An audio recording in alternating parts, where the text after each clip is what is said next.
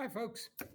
Well, we're going to start our first little lesson here today. We are going to be talking about sentence structures, and it says and types. We'll talk about types in our next video, but we're going to talk about sentence structure.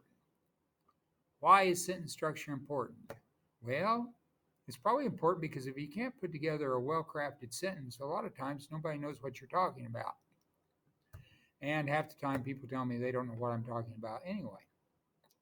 But we're going to go through this, and this will be posted up on YouTube. Also, there'll be a PowerPoint that goes with it. They'll be posted on Classroom. So you're going to have all kinds of resources to look at this stuff and work on this stuff. So let's get going on sentence structure. Let me flip our page. There we go. Grammar, sentence structure, and types. Exciting stuff. All right. Before we even get started on sentence structure and types, we need to um, understand a couple words, a couple terms. Let me move that guy out of the way. There we go. Now we don't have something an arrow point. Diction.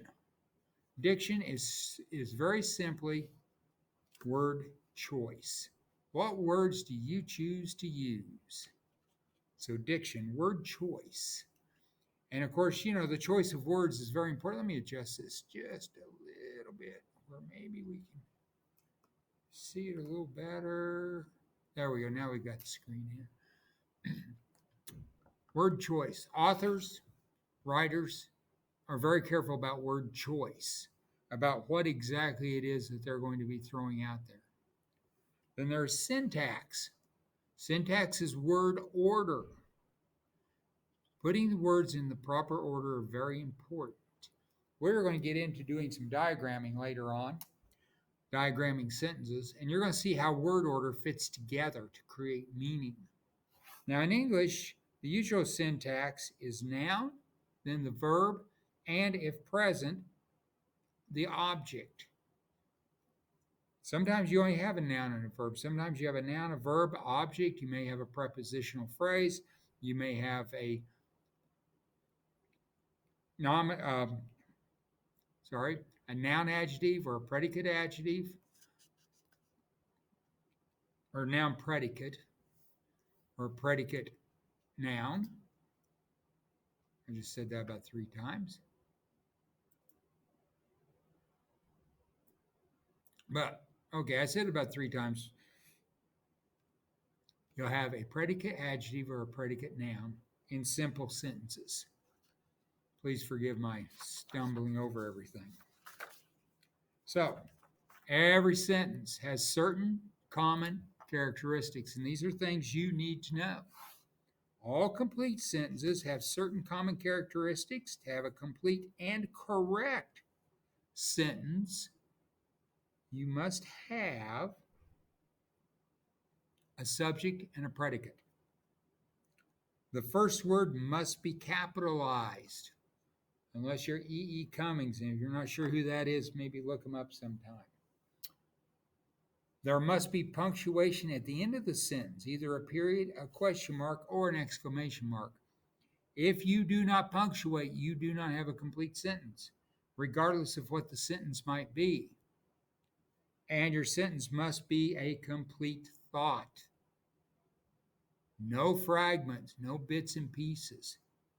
So often, these are two errors I see so often.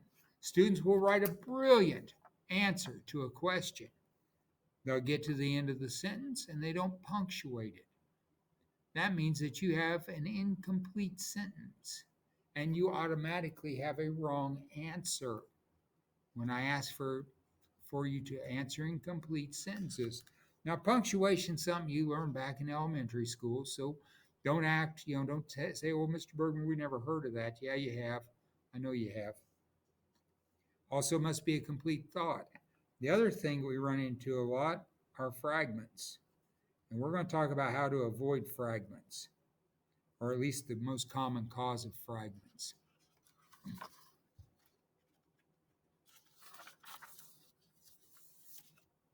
Sentence types. I guess we are talking about sentence types. And there's another thing that falls under sentence types. The simple sentence has a subject and a predicate. The dog ran down the street. The subject is everything that comes before the verb. So this is our subject. The dog ran down the street. This is our predicate. So if you see a sentence, read up to the verb, you hit the verb, and you know you're at the end of the subject, and the predicate's everything else. A complex sentence has an independent clause. In other words, a sentence that can stand on its own, and we'll define these a little more thoroughly in the coming up, and a dependent clause. Now, the dependent means that it cannot stand alone.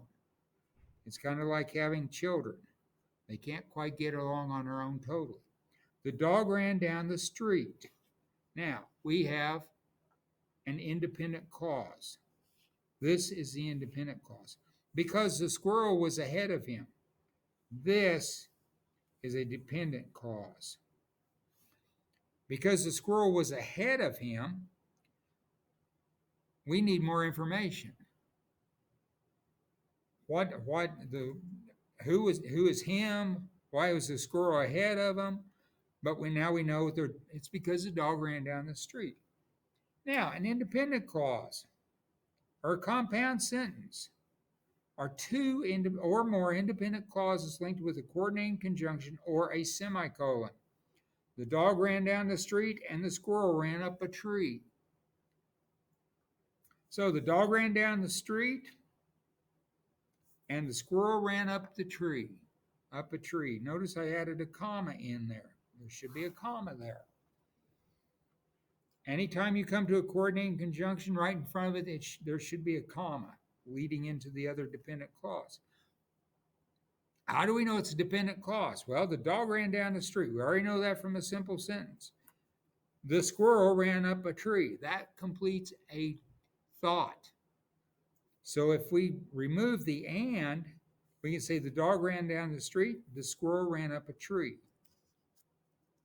Also notice you can use a semicolon. So you can remove the word and add a semicolon. The dog ran down the street, the squirrel ran up a tree. That's another way to connect independent clauses. Now there are 7 coordinating conjunctions. Let me move over here again. I seem to be moving all over the place. Coordinating conjunctions connect 2 independent clauses.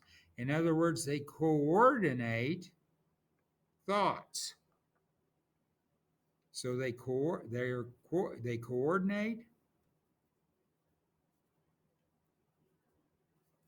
thoughts.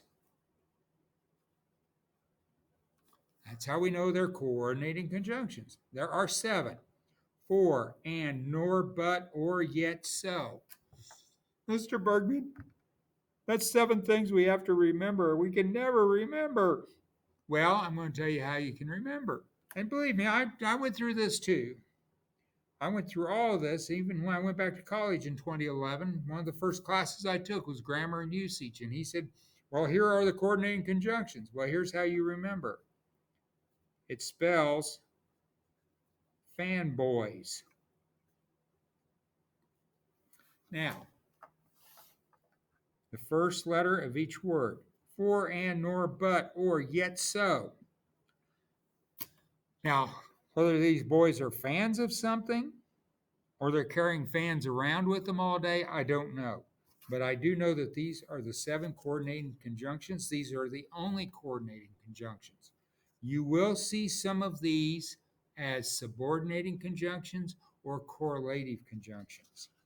But if you have 2 independent clauses, you use one of these and nothing else, or a semicolon. Now, let's talk about the clauses. An independent clause is a complete sentence. The man read the book. The woman ran for school board. A dependent clause cannot stand alone. The clause will contain a subordinating conjunction.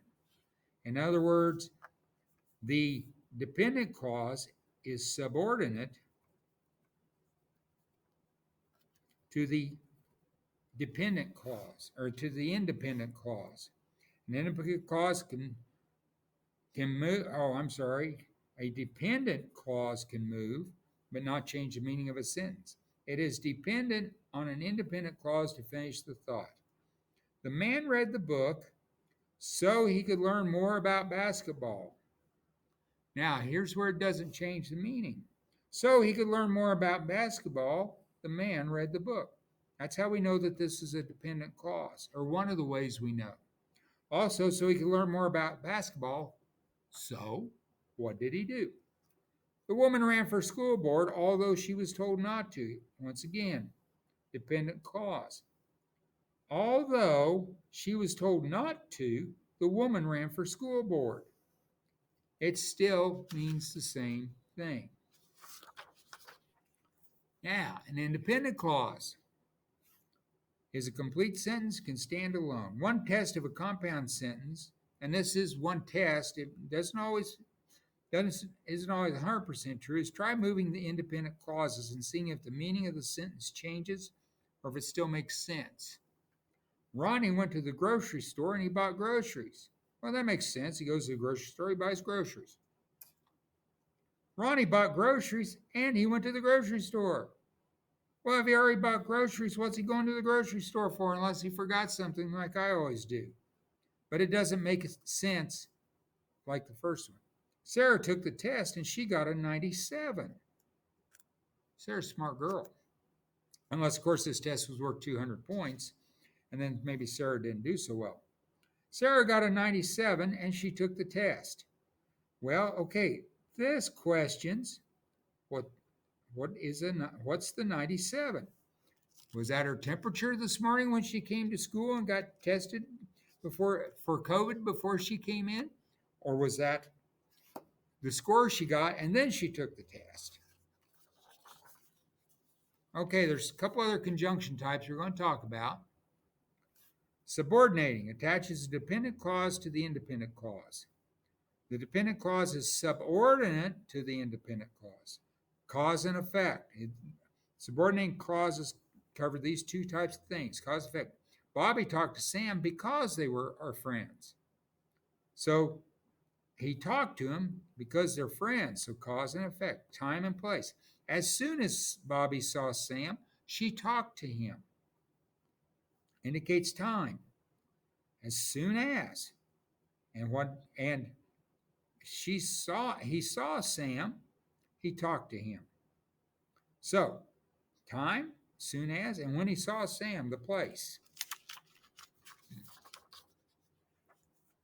Correlative conjunctions work in pairs to give equal importance to the parts of a sentence. Be sure the verbs agree when using correlative conjunctions. Pronouns must agree. Parallel structure must be maintained. The correlative conjunctions are both and, either or, hardly when, if, then, just as, so, neither nor, rather or, whether or, not only but also. These are the only correlative conjunctions that work in, and they always work in pairs. Here's another website. When you go to the PowerPoint on Classroom, you can click on that and it'll take you right to it. Let's give you some examples. We'll wrap up. Both Bobby and Jane ran track. You can have either cake or ice cream. Hardly anyone loves English when Mr. Bergman teaches. If you do all the work required, then you will pass the class. Just as most students in the past have passed the class, so will you. Neither cell phones nor Apple Watches will be tolerated in class. Not only do the work, but also do it well to succeed. Rather than quit or not do the work, ask for help. Failure is an option the first time. After the first time, we want you to improve until you get it right. It's okay to mess up the first few times. Actually, this is the second time I've done this video. Whether you succeed or struggle is up to you. So those are the things you need to know right now about sentences, etc., etc. And so now what we're going to do is we're going to move on. I hope you guys have a good evening. I will try, and next time we will have something about the four types of sentences in the English language.